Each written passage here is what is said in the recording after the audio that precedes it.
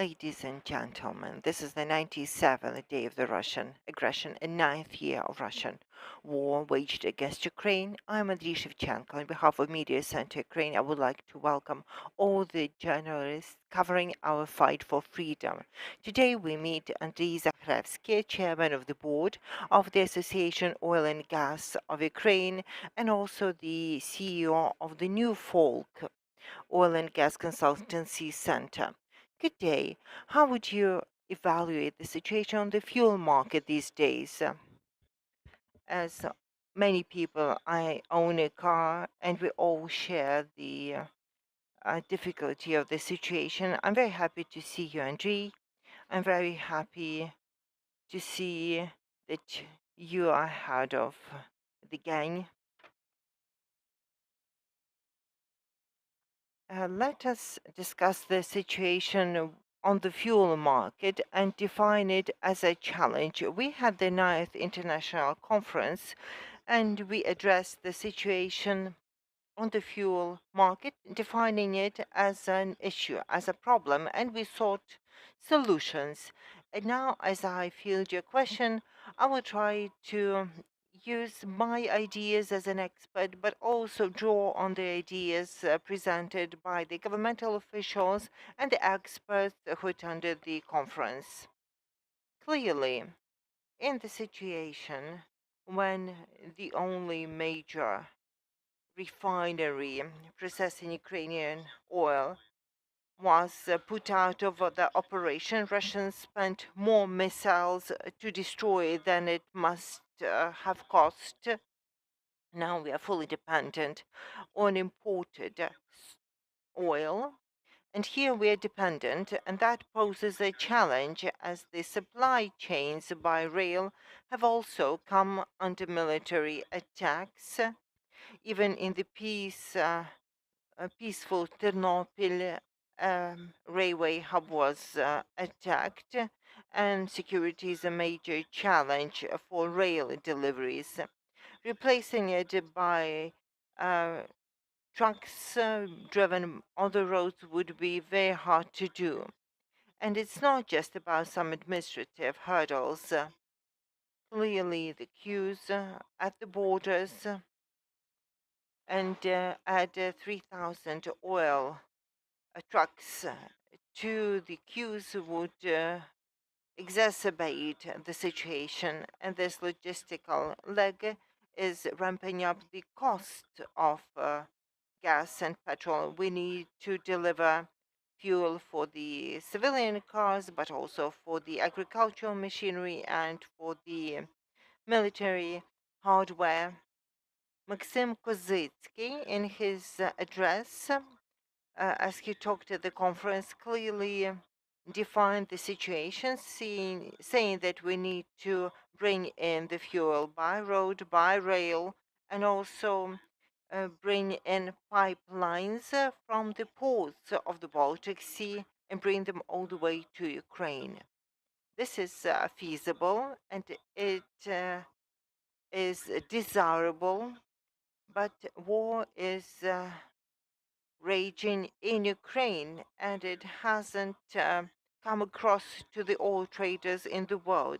There's an environmental law prohibiting us from leading in the gas lines from the Baltic Sea. This will have to cross the highways, that will have to cross some voltage lines, and there are the technical challenges that we'll have to deal with.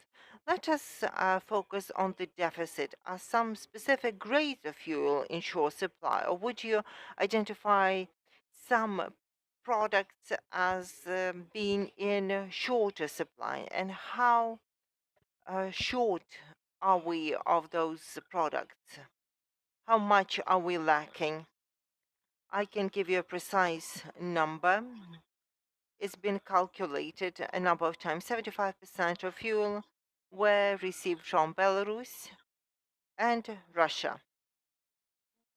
And it's still Russia produced oil, and that's 75% of it. A quarter of petrol of all kinds, gas, diesel were received from this short logistic leg. If we talk in numbers, that millions tons a year, that's 4 to 5 million tons a year.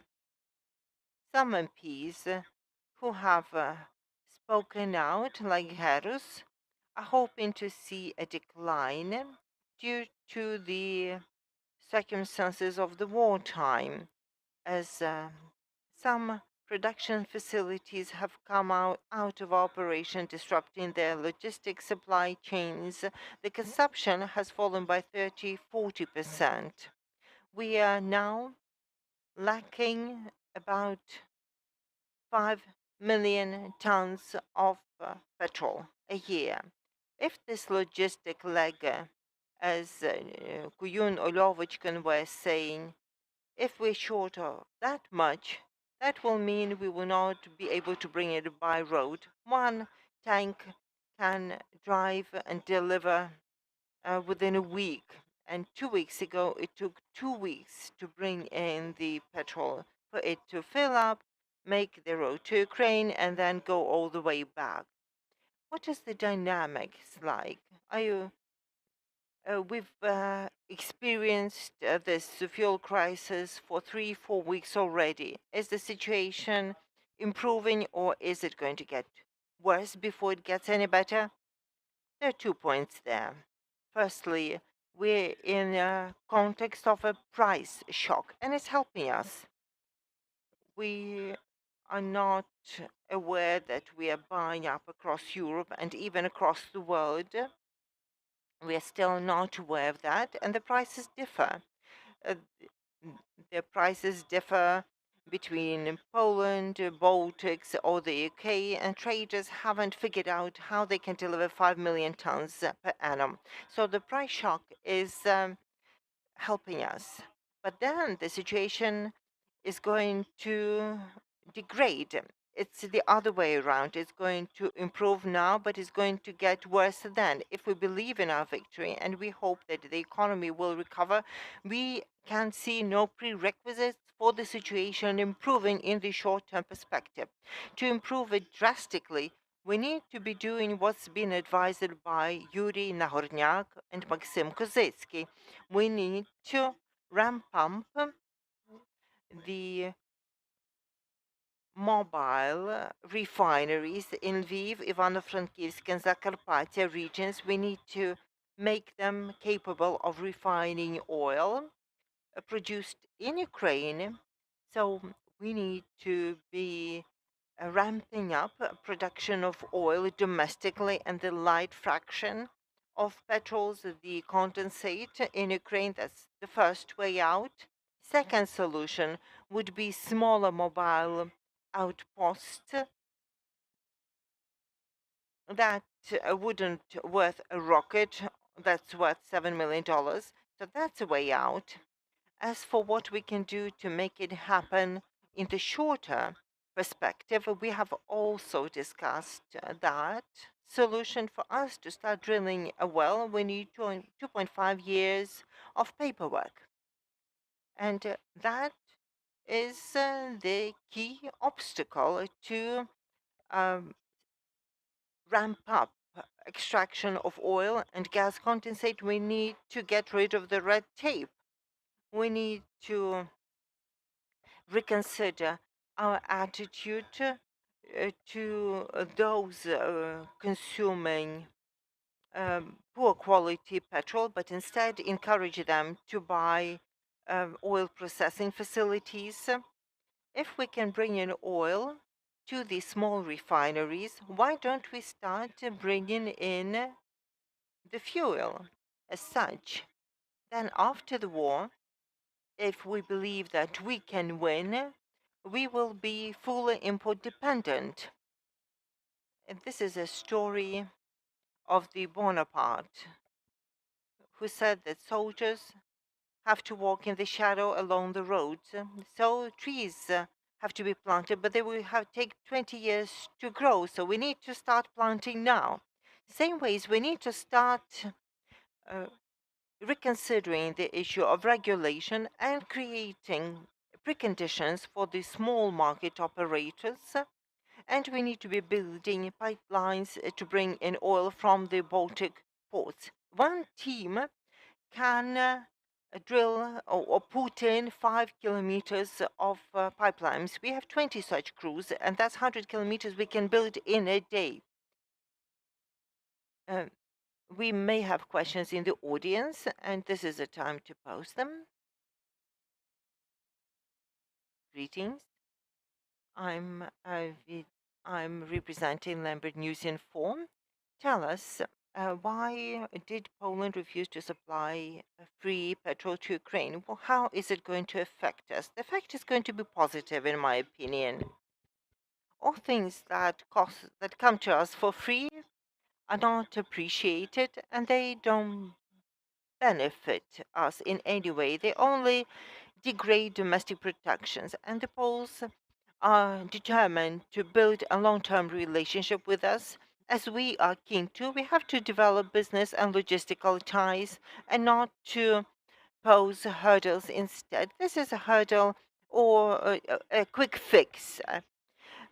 It's like water after a fish or a fishing rod. I am determined, and I am certain that we shall win. We discussed the question of land lease on the conference. So, do we want oil to be delivered to us, or do we want the rigs to be delivered to us so that we can drill our own wells? I have a question to you. How will the consumers change in the future? Can we expect some changes in the habits of the people driving cars? Can people start looking at the electric vehicles, and can there be a shift towards public transportation? So you talked about the industry, but now can you focus on the consumer behavior? Andrii, I couldn't thank you more for this question. Indeed, everything is happening globally these days as part of the green transition, and humanity deserves a stopping point to stop and think, where are we heading? And the green technologies, the synthesis of methanol and methane, as Elon Musk is advocating, it's not good to use hydrogen. We should make it methane and use it as a petrol station on Mars. We'd rather start using synthesized green hydrogen on Mars than on Earth, because we can make methanol and fuel. Nitrogen can also be used to fuel vessels, and this is being done. So now this is the time to stop and think how we develop alternative sources of energy, and this is the way it should be. This was Andrii Zakrevskyi, chairman of the board of the Association of Oil and Gas of Ukraine, and the Newfolk Oil and Gas Consultancy Center CEO. The next briefing is coming up at 12:30. This is a special event. Maksym Kozytskyy, Lviv military governor, will recap the first months of war, and we are looking forward to the presentation of Oleksii Antypovych, director of the sociological group Rating, who will present the outcomes of a massive survey of Lviv in the context of war, the outlook of the residents and IDPs.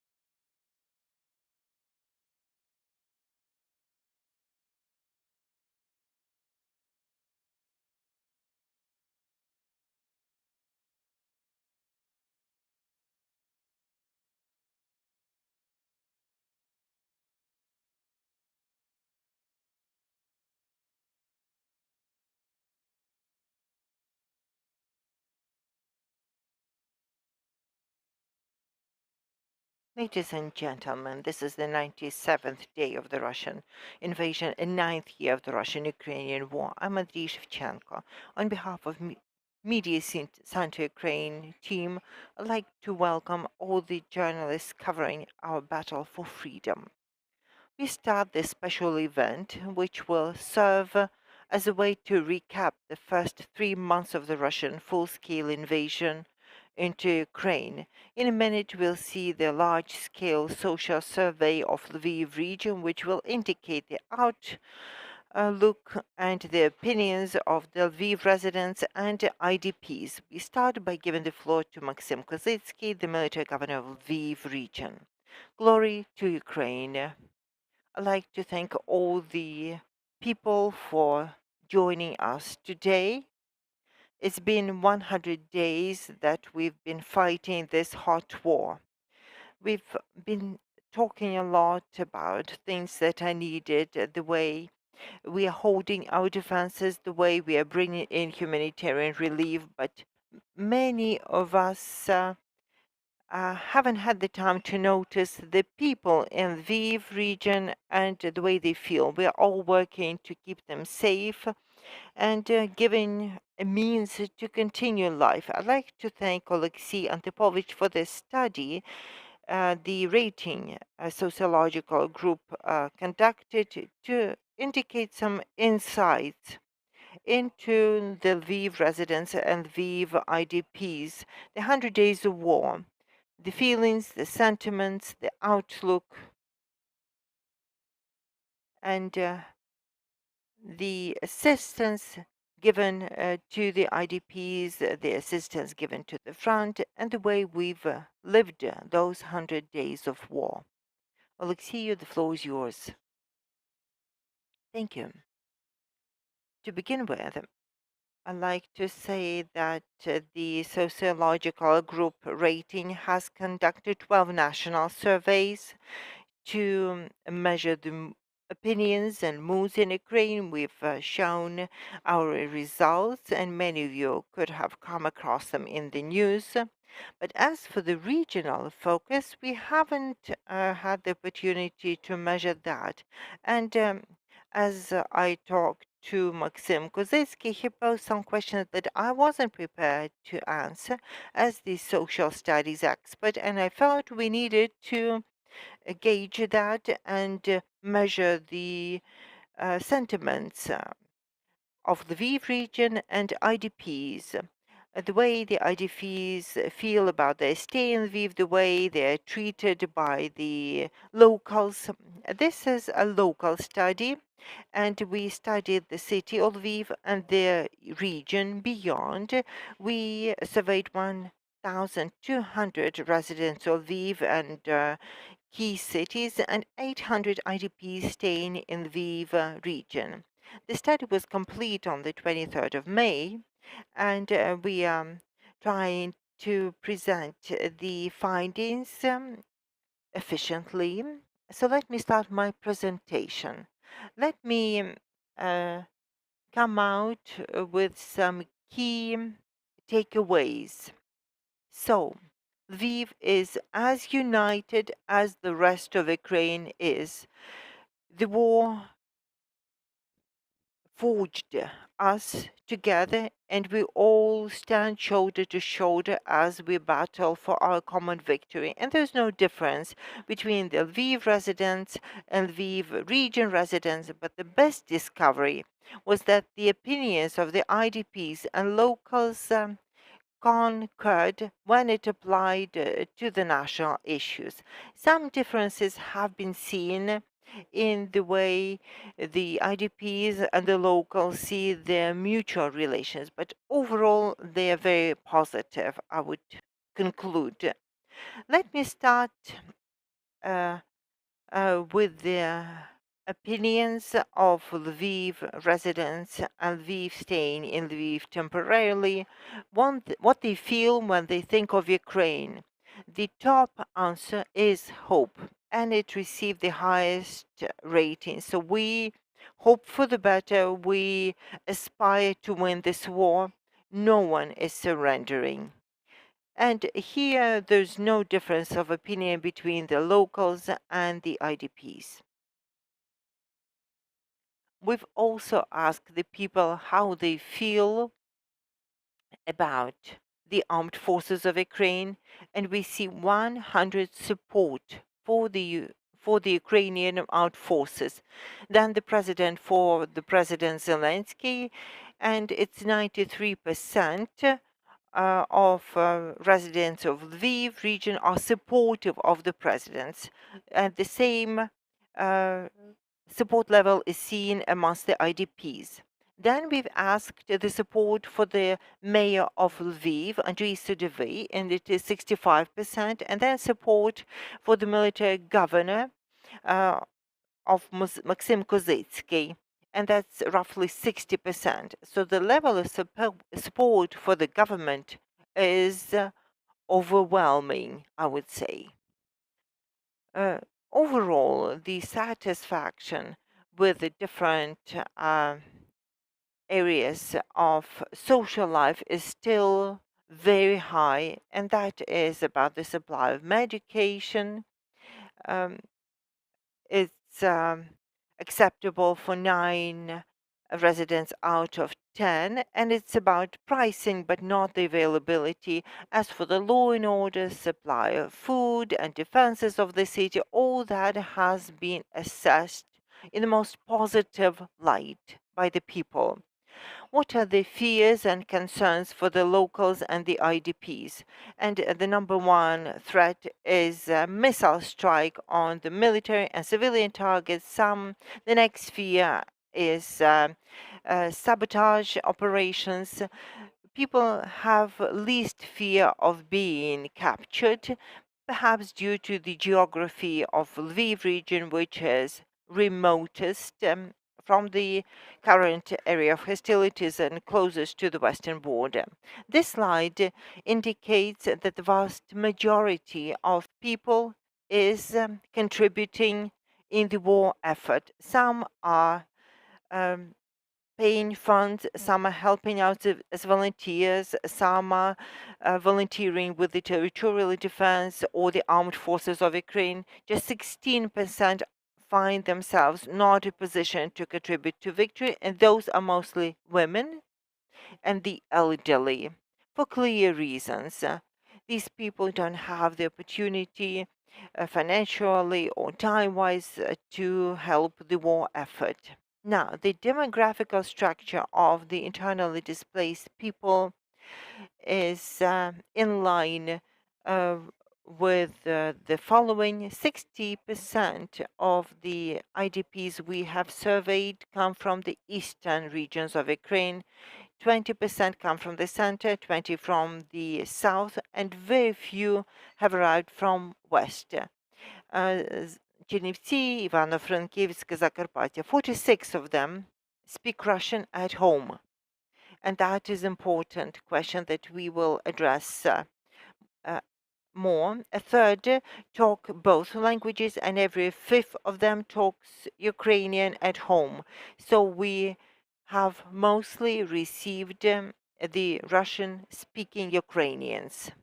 The age structure is diverse. The mean age of the IDP is 43. So this is an active age. It's not just the elderly or the children. The overwhelming number of IDPs are women, and 38% are men of those staying in Lviv, and 45% of IDPs have children aged 0 to 17, and this is the age breakdown for the children. Now, why did the IDPs choose to come to Lviv? We tried to look into this question, but because there are 18% who provided the answers others, so there are a mix of reasons why people chose staying with their loved ones. Many people arrived in Lviv because they knew there were vacancies, and 16% arrived because there were organizations taking them in and helping them to settle here. Now, the treatment of the IDPs, this was the intent of the study, as we wanted to measure objective indicators, and the social opinions are just as important. So what do we see? Firstly, the IDPs, 80% of them have a very positive perception of the way they are treated by the locals, and that is a very assuring indicator. 14 more are saying they are treated neutrally, and just 1 or 2% are saying they are not treated well.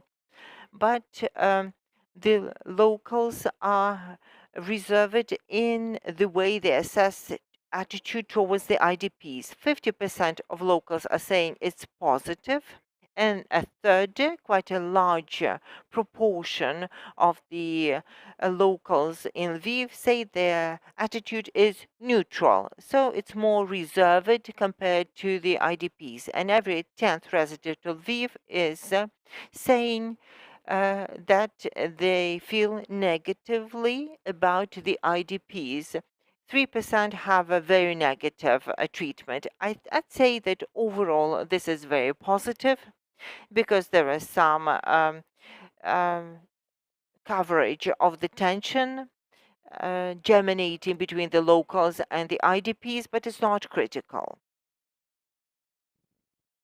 To continue the topic of the way the IDPs are treated, we asked the locals whether they would be prepared to put up the IDPs. And this is during the third month of war, when the influx of the IDPs have already been put up. So a quarter are saying they have already put up the IDPs in their homes. 15% more are prepared to do so.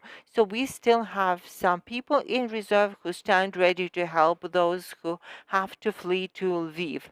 And 50% say they're not prepared.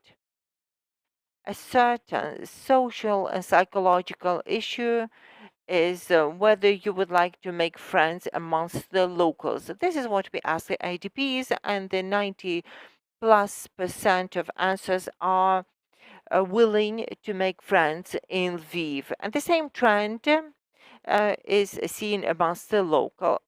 We've asked the locals, would you like to make some new friends and make new connections amongst the IDPs? The locals are more reserved, but well, you'd ask yourself, would you like to make new friends and acquaintances? Some would say no, as they have a lot of friends and they have a wide circle, and it might be enough for them. So here, a third of people are not looking forward to making new friends amongst the IDPs, but again, some of them um, are not willing to expand their social circle. The difference between Lviv city and region is there. Lviv is more saturated with communication and opinions of IDPs compared to the regions. The locals in the region are more prepared to make friends with people from elsewhere. So the region is more open to communication compared to the residents of Lviv. And now, let's start the block of the language. The language the IDPs talk to the locals. 67% say that they use Ukrainian to communicate in Lviv with Lviv locals. At that, 46% of them choose to use Russian at home, so almost a half of them. An interesting indicator is seen here. There's 57% of the Russian-speaking people who choose to speak Ukrainians to the locals in Lviv. That's 60% of those who speak Ukrainian. It can be a transition to the Ukrainian language or Ukrainization that we've recorded in the national surveys, where a third of the Russian-speaking people in Ukraine are planning to transition and choose to speak Ukrainian language because of the Russian aggression. People perceive Russian, everything Russian, as toxic, and many Russian-speaking people of Ukraine are prepared and are declaring their intent to switch to Ukrainian instead. Another question. Do you think there's a language conflict between the locals and the IDPs? 46% of IDPs don't perceive the problem of language difference, and 30% of the locals feel that this problem isn't there. But the locals of Lviv, a quarter of them say yes, there is a language issue and it is important and it is major, and 42% say that the language issue is there but it's not major. The language issue is raised by the younger generation, which I personally found surprising. I thought it would be the elderly that would perceive the language as an issue, but it is the younger generation. And that pertains to the IDPs. So the young people who've arrived in Lviv must be more prepared to speak Russian and don't see a problem about that. The overall assessment of the tension between the locals and the IDPs. The picture is this is the only discrepancy. If most IDPs feel that there's no tension between themselves and locals, whilst 52% of the locals feel that there is a certain tension in place.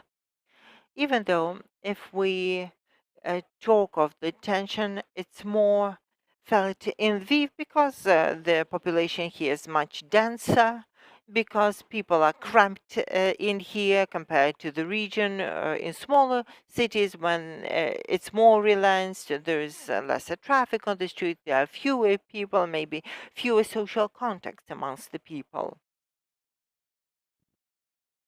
So this is a slide indicating that the locals in Lviv and region show the same level of tension, but the IDPs who've traveled to smaller towns feel the tension to a lesser degree. So it must be in the air in Lviv city, but less so in the region.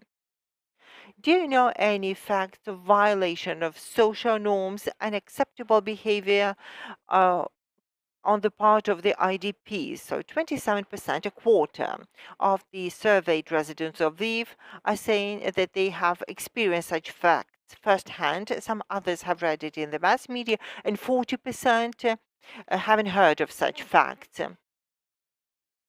There is a difference between Lviv and smaller towns. It is more marked in Lviv, yet every fourth resident of Lviv is saying that they have faced some inappropriate behavior.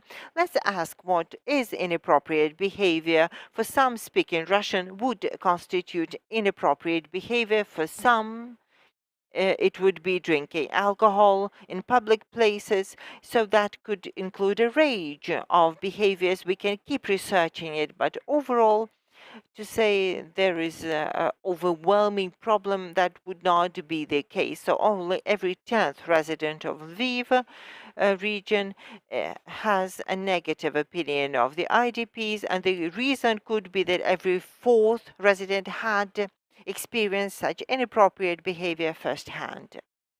Now, the accommodation for the IDPs. First question was generic. How comfortable is your place of stay? And the locals and the IDPs are saying that over 90% of them are staying in comfort. We've asked the IDPs, what are you lacking? And they are lacking medication. A fourth of IDPs are saying they're experiencing lack of medication. Every fifth is experiencing a shortage of consumer goods. But if you are in a refugee center and you don't have a TV set or a washing machine, then perhaps you are short of those consumer goods. As for medications, all Ukrainians are short on medications, especially because their prices on medication are prohibitive. have you received social or humanitarian relief? We've asked the IDPs. Almost 70% of IDPs have received help from the volunteers, from the people. Over 50% have received relief from the government, and another 50% received a relief from the charitable organization. When we asked the residents of Lviv region, have you given such help to the IDPs? We've seen the same 70% saying yes. So that is a correspondence between given and received.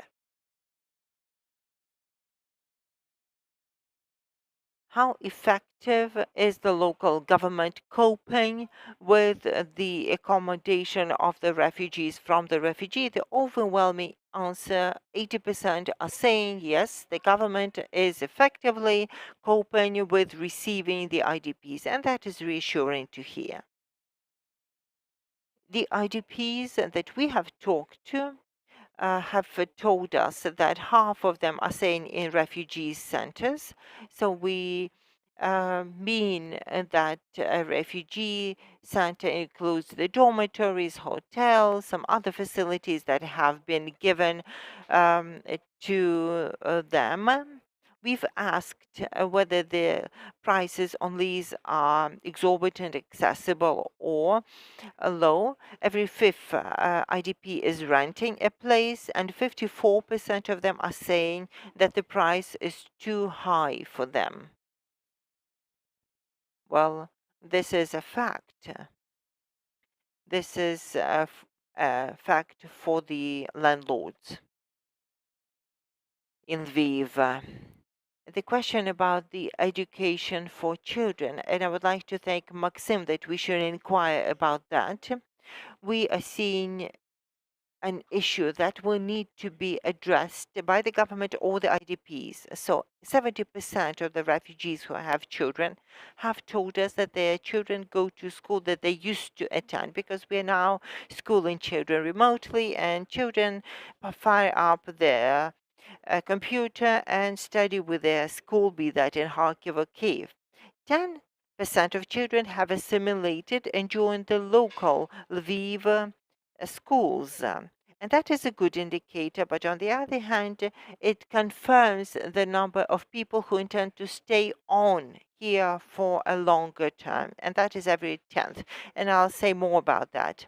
The problem is about the 18% of children that are not studying anywhere, and that's not a good thing. But also, we should ask the IDPs. This was a survey conducted in May, and the school year isn't over yet. It would be good if people could organize the tuition for their children, either with the school that they are enrolled in or the local school in Lviv. The desire to stay on and work in the city. A quarter of the IDPs staying in Lviv would like to stay on in Lviv. This is a statement they made, but that's still quite a lot. If we consider 240 plus thousand IDPs officially registered in Lviv, and there are those who haven't registered officially, just calculate the number of those willing to stay. It's not a fact that all of them would stay. It will surely depend on the situation with war, but 40% are definitely going back home. And another interesting development, another interesting finding of the study is that 40% of the residents would see the positive prospects of IDP staying on and working in Lviv. 36 take a neutral stance, and just the remainder wouldn't like the IDPs to stay on. So we can see the different indicators showing 10 to a quarter different social psychological estimates, fact-based objective estimates about a negative treatment of the internally displaced people. Now, which IDPs would like to stay on in Lviv? Those who are staying in Lviv. Lviv is a wonderful city, which is a draw for many, and this is why people want to stay on Lviv compared to Drohobych or Chervonograd. Still, Lviv is a wonderful city. And more men would like to stay, and compared to fewer than half the women who would like to stay on. Women are homemakers, so they want to go back to their homes. We asked the residents of Lviv how they felt about building permanent shelters for IDPs. Two-thirds, 60%, take a positive view on that, and a quarter has a negative attitude. As for the relocation of the companies from the east of Ukraine to Lviv region, 84% of Lviv residents or Lviv locals see that as a positive development because that means bringing in new jobs. And again, switching to IDPs, are you planning to go back home? 18% are saying yes in the shortest perspective. And let's look at the breakdown. These are residents of central Ukraine where it's relatively safe these days, comparatively safe compared to the east and south of Ukraine. Yes, I'm going back, but I will wait out a while. That's a third of the respondents, and 36% are saying yes, but only when the war is over. And this answer was mostly provided by the residents of the east and south regions where the hostilities are fiercest now. And that is a perfectly objective answer. What else can we expect from the people who fled the hostilities? And just 8% are saying that they are not going back home. This is a cautious estimate that about 10% of the IDPs would like to stay on in their new homes in Lviv and are definitely not going back home. They may have lost their homes.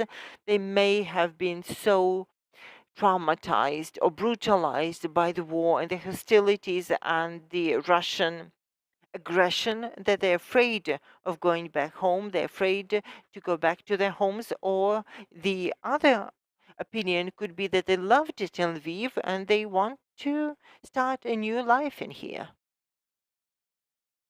Now, we asked the IDP, are you employed? So every fifth, 20% of the IDPs are holding down jobs. This is a good indicator, if you ask me, given that these are internally displaced people. But a better indicator is that 40% of those who don't hold down a job would like to find a job in Lviv. The question, how will they land a job? But they are willing to find a job. And that's most prevalent amongst the people from the east and the south that will have to bid some time before they can go back home, as they have said so in the previous two responses. Quite as many of them are men. So those are willing to find a job in Lviv are mostly men. And the IDPs staying in Lviv are more determined to find employment because everything comes at a price and people need to find the money to pay for it. Now, going back to the national level, are you prepared to sustain some financial hardships in order to defeat Russia? The overwhelming majority of locals IDPs are prepared to bear out until we win the war. 10% more or every 10th is saying yes, but not for long. And that is quite fair if they don't have the reserves to last out. But this is the most positive response. I considering the option of going abroad should the military situation aggravate in Lviv. 20% of the residents of Lviv are saying yes, they're considering this option, and 40% of the IDPs are considering the option. Let me elaborate. 60% of the IDPs are women, and women naturally give this estimate of the readiness to relocate because of the approaching hostilities. Again, this is perfectly objective that Lviv residents are less prepared to go abroad, so this would probably even out. And lastly, the difference between Lviv and towns of Lviv region is that in towns, people have greater fear and more prepared to go abroad. The Lviv residents are lesser so. Without further ado, I wanted to go over the presentation and I'm prepared to field all the questions, but Perhaps I'd give the floor to Maksym Kozytskyy for his comment.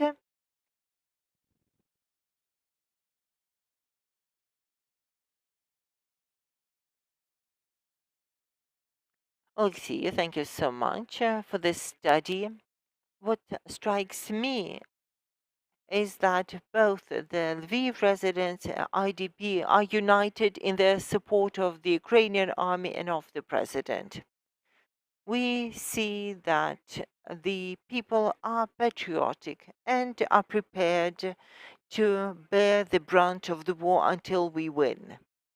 90% of the residents of Lviv region treat the IDPs well. These are people who've come to us in times of grief. And locals and IDPs get along well and are ready to rebuild their homeland together. And 50% of people are prepared to look for a job and help to sustain the national war effort. The downside is that 18% of the children amongst the IDPs are not schooling these days, are not following their tuition remotely. And this is a factor that needs to be addressed, as our future lies in the hands of the educated new generation. And we need to rectify the situation as soon as we can, and it is for the administration and for the administration, education departments, for the remote schooling department.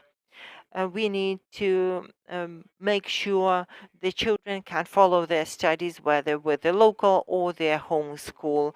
These opportunities have to be created. We'll talk to the refugee hubs and keep it under control to make sure the children are properly schooled. I would like to thank everyone that we are a united nation of a great home, and people have stretched out a hand in help to each other in these dire times. Glory to Ukraine, glory to our heroes. Marta Байдаг, твоє місто.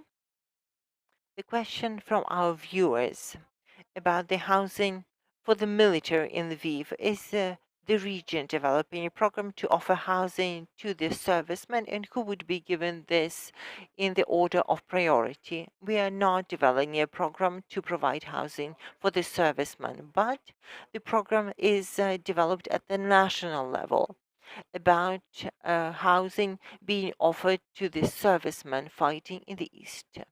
And one more question, if I may. It pertains to the situation with the territorial defense. Women asked you to uh, bring the men back from the front line, from the zero and the first position, as they called, as they're not armed as they should be. And I would not make the distinction between the territorial defense and the Ministry of Defense, because territorial defense is part of the Ukrainian armed forces. They are people defending their homeland, be that in Khmelnytsk, in Ternopil, or Donetsk. All of them are defending their homeland. Yes, I have received such requests.